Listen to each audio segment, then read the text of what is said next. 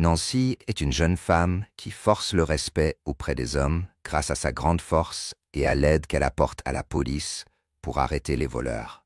Même si cela paraît incroyable, elle se sent parfois seule en voyant des couples amoureux, car elle rêve de vivre une histoire d'amour inoubliable. C'est précisément à ce moment-là qu'un homme nommé Woody apparaît, tombé à ses pieds. Séduite par sa beauté, Nancy l'emmène à l'hôpital. Lorsque Woody se réveille et découvre l'apparence de Nancy, il est très surpris, surtout en apprenant qu'il se trouve au XXe siècle, après avoir voyagé 500 ans dans le futur. La vie de Nancy bascule un jour où, alors qu'elle trébuche sur ses talons, son collier émet une fréquence qui fait apparaître Woody à ses côtés. Il l'aide à éviter de se ridiculiser et décide de se réfugier chez Nancy, réalisant qu'il devra changer son apparence pour passer inaperçu. La première chose qu'il fait est d'aller prendre une douche, se déshabillant devant Nancy, qui se sent extrêmement embarrassée et préfère quitter la salle de bain. Cependant, Woody exige qu'elle reste. Les yeux bandés par un petit foulard, Nancy est attirée contre lui, qui lui retire le bandeau. Sous le coup de la surprise, elle tombe dans la baignoire. Après cet incident, Woody se coupe les cheveux et se transforme en un jeune homme complètement différent. Éveillant chez Nancy une chaleur intérieure, il se rend compte qu'elle est celle qui l'a fait venir du passé et lui demande de le renvoyer dans son époque. Mais Nancy lui explique que c'est désormais impossible. Woody décide alors de s'adapter à ce siècle en attendant de trouver un moyen de retourner chez lui. Pendant ce temps, il en profite pour envoûter Nancy avec ses baisers. Effrayée, elle va même jusqu'à appeler la police et affirmer qu'un fou vit chez elle. Cependant, personne ne la croit. Woody n'aime pas les vêtements à sa disposition et part faire les magasins. Mais la vendeuse se méfie de son comportement étrange et manque de le mettre à la porte. Elle ne change d'attitude que lorsque Woody lui montre un sac rempli d'argent, commençant alors à le traiter comme un roi. C'est précisément à ce moment-là que Nancy l'appelle de nouveau. Elle est poursuivie par des voleurs qui en ont assez de l'affronter. Elle passe à l'attaque, mais à la vue des flammes, elle reste paralysée en se remémorant l'incendie qui a coûté la vie à son père et à son frère. Woody affronte les malfaiteurs, et en voyant Nancy angoissée, il tente de l'apaiser du regard. Il déclare que sa mission est de la protéger. Et Nancy, n'ayant pas d'autre solution, loue à Woody l'appartement voisin du sien, en attendant qu'il puisse rentrer chez lui. Woody va même jusqu'à lui demander si elle voudrait dormir avec lui. Mais Nancy explique que, pour cela, il faudrait être en couple et éprouver un vrai amour. Déterminé à la séduire, Woody fait tout pour conquérir son cœur, car il a également besoin du corps de Nancy pour demeurer dans ce monde. Nancy, qui en plus de tout cela écrit des romans, se rend à un entretien d'embauche et y rencontre son idole, l'écrivain Lee. Sur place, elle voit un couple s'embrasser, fou de bonheur, ce qui éveille en elle un sentiment d'envie de ne pas vivre un tel amour. En exprimant ce désir, Woody est soudainement téléporté près d'elle, sans prévenir. Assez agacé d'avoir été appelé sans raison, il affirme qu'il ne fera jamais semblant d'être son petit ami. Mais en s'éloignant, il est soudainement attiré vers Nancy, se sentant obligé de lui essuyer la bouche malgré lui.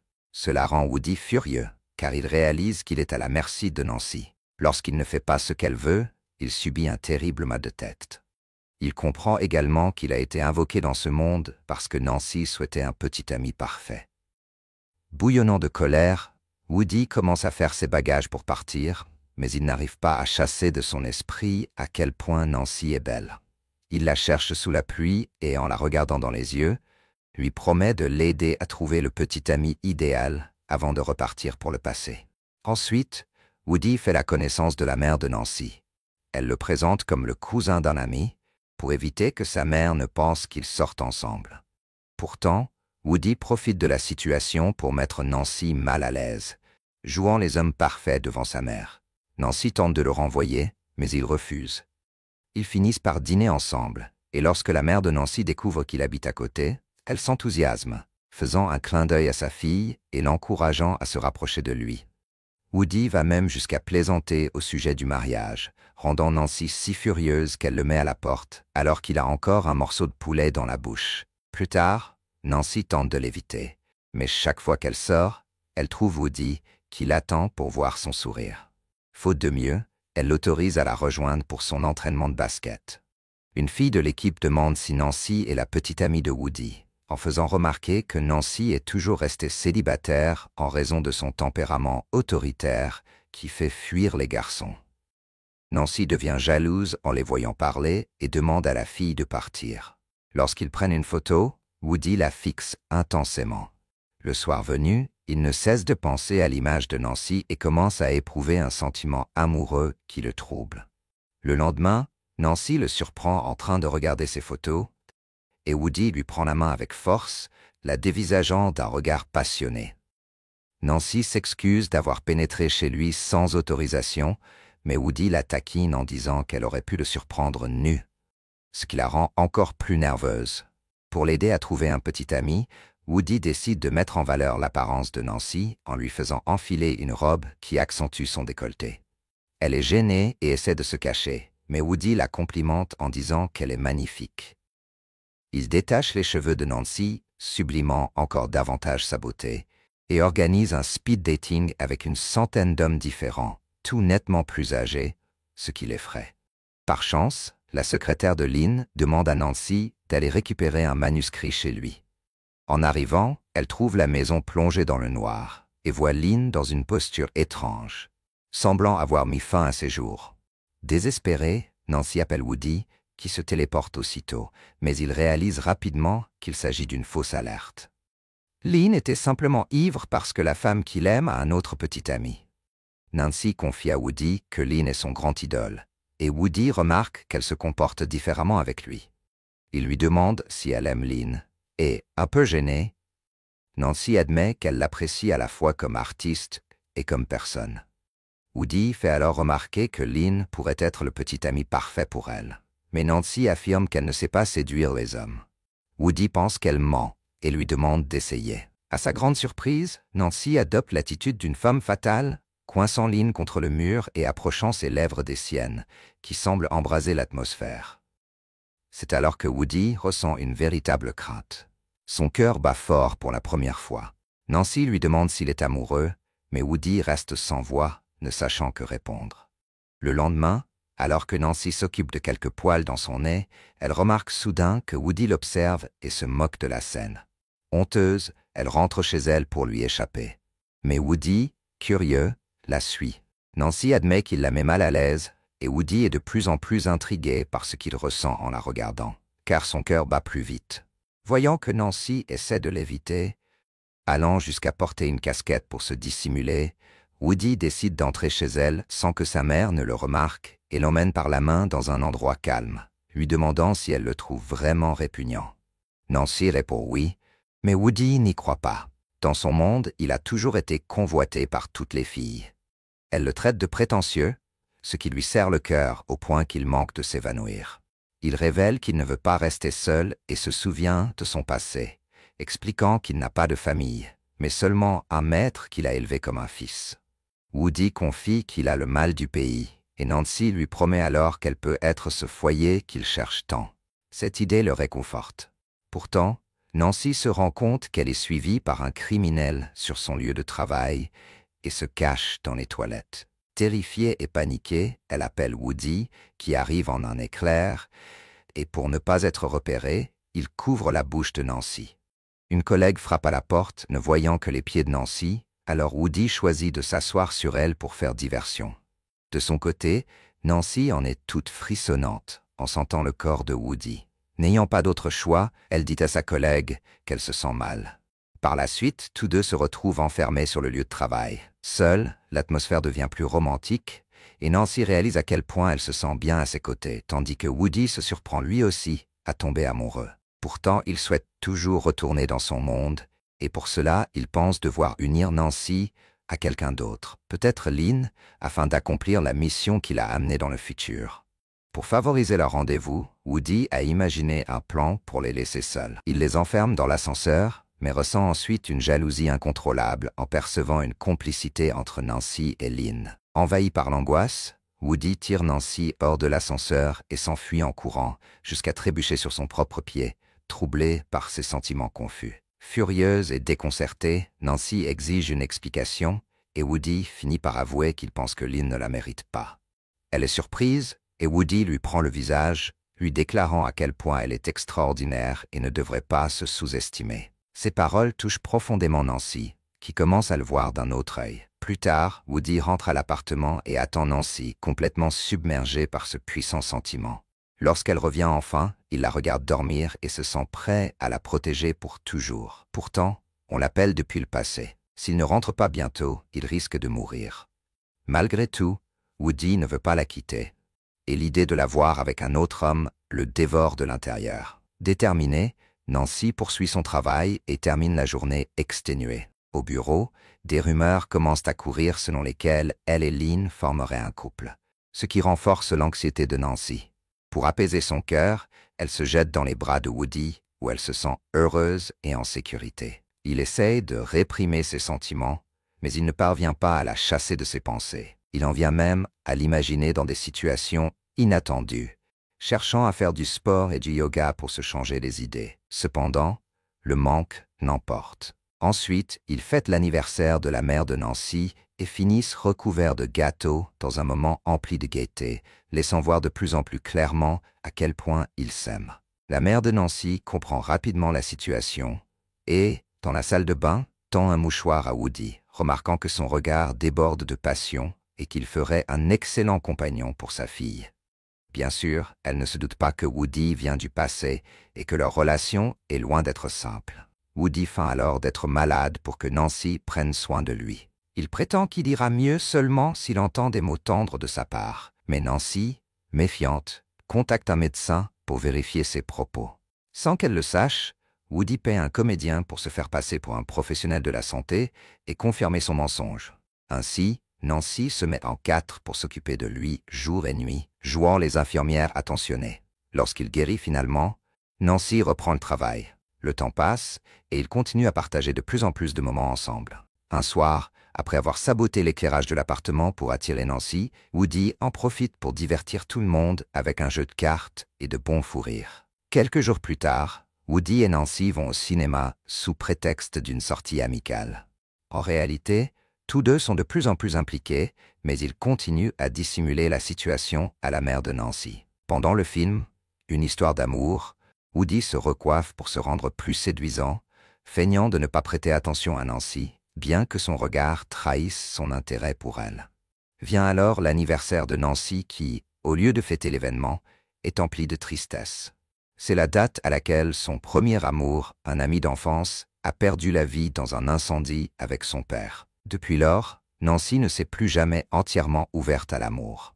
Malgré tout, elle accepte de partir en voyage d'affaires, auquel participe également Lynn, l'écrivain qu'elle admire tant. La tension monte lorsque Lynn remarque le rapprochement entre Woody et Nancy, éprouvant une pointe de jalousie. Pourtant, durant quelques jeux de couple organisés au cours du voyage, Nancy déclare son amour à Woody, affirmant qu'elle l'aime vraiment. Lui, craignant d'être égoïste, s'éloigne d'abord car il sait qu'il pourrait devoir retourner à tout moment dans le passé, ce qui briserait son cœur. Mais Nancy se moque bien qu'ils viennent d'une autre époque. Tout ce qu'elle veut, c'est profiter du présent à ses côtés. En entendant cela, Woody ne résiste plus à ses propres sentiments et accepte officiellement de sortir avec elle. Tout excité, Woody offre à Nancy une petite clochette qu'il a lui-même fabriquée, en expliquant que ce tintement est comme les battements de son cœur pour qu'elle ne doute jamais de son amour. Submergée par l'émotion, elle lui répond qu'elle en prendra grand soin. Alors qu'ils s'apprêtent à s'embrasser devant la porte de la chambre, quelqu'un allume soudain les lumières et ils se cachent comme deux adolescents. Pour compliquer les choses, la mère de Nancy devient de plus en plus suspicieuse et surveille chacun de leurs faits et gestes. Malgré tout, les tourtereaux parviennent à se retrouver en cachette. À la maison, Nancy trouve des prétextes pour monter chez lui, assurant à sa mère que le voisin a besoin d'aide pour faire quelque chose. Une fois là-haut, Woody l'accueille avec une étreinte pleine de tendresse et ils tentent de sortir ensemble. Mais la mère de Nancy débarque à l'improviste et Woody justifie sa présence en disant qu'elle l'aidait simplement à réparer les ampoules. Pour aggraver la situation, la mère tombe sur des photos que Nancy et Woody ont prises ensemble, mais ils prétendent qu'il ne s'agit que de souvenirs entre amis. Un jour, Nancy manque de paniquer en voyant que Woody ne répond pas à ses messages. Elle craint qu'il ne soit retourné dans le passé sans lui dire adieu, mais heureusement, il l'attend à la sortie de son travail avec une rose, lui assurant qu'il ne partirait jamais sans prévenir. Touchée, Nancy place la fleur bien en vue dans son bureau, en pensant à lui à chaque instant.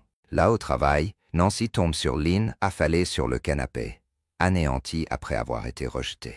Cela l'inspire à poursuivre l'écriture de son roman, basé sur sa propre histoire d'amour avec Woody. Elle y décrit ses doutes, ses victoires et la beauté de pouvoir compter sur quelqu'un prêt à affronter l'impossible pour vous. Chaque fois que Nancy sourit, Woody sent son cœur s'emballer et chaque baiser qu'elle lui donne rend plus difficile encore l'idée de retourner à son époque. Soudain, un incendie provoqué par le patron de Nancy fait ressurgir les traumatismes du passé. Terrifiée, elle appelle Woody, qui arrive pour la sauver.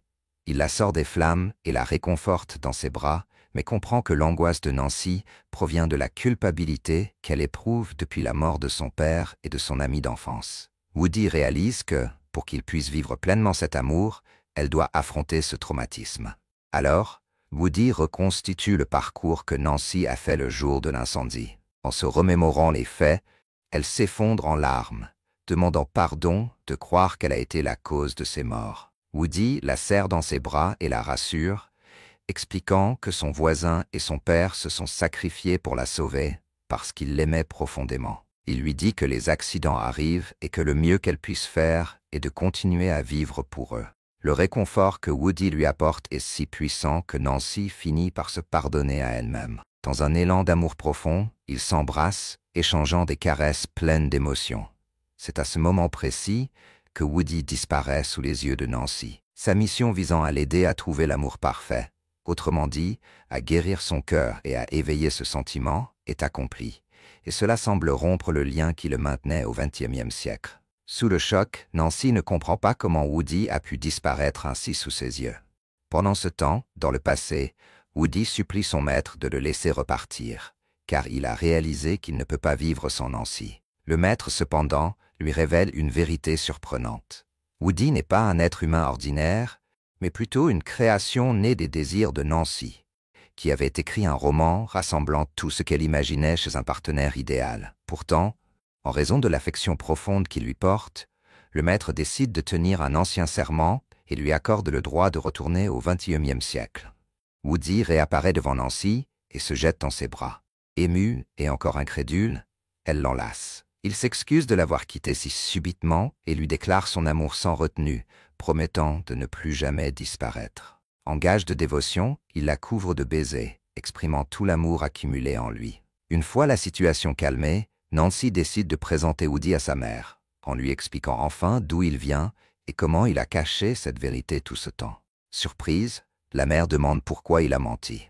Woody, humble, répond qu'il cherchait simplement à s'adapter et à gagner l'amour de Nancy. Pour se faire pardonner, il promet de tout faire pour faire d'elle la femme la plus heureuse du monde.